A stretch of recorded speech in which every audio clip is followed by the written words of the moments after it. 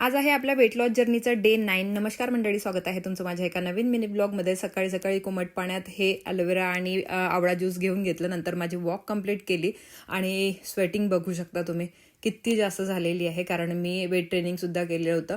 नंतर मग चहा पाहिजेच असतो मला, म्हणजे वॉक झाल्यानंतर मी 1 कप चहा तर पिते.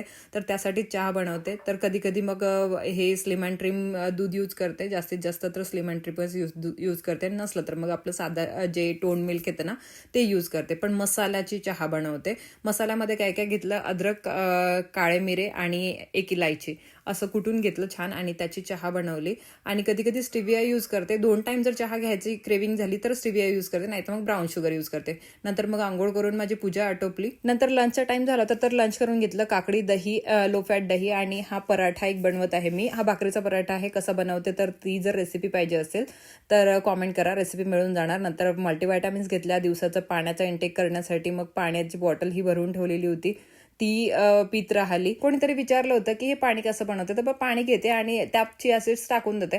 नंतर मग ते अर्धा तासानंतर पिणं सुरू करते. रात्रीच्या जेवणामध्ये मटकी होती. हे 2 पराठे घेतले होते कारण भूक जास्त लागली होती. त्यात काकडी घेतली होती आणि लो फॅट दही. आणि हो, तुम्हालाही माझी ही वेट लॉस जर्नी आवडत असेल तर फॉलो नक्की करा. फ्लॅक्स सीड्स खाऊन दिवसाचा एंड केला. चला मग बाय.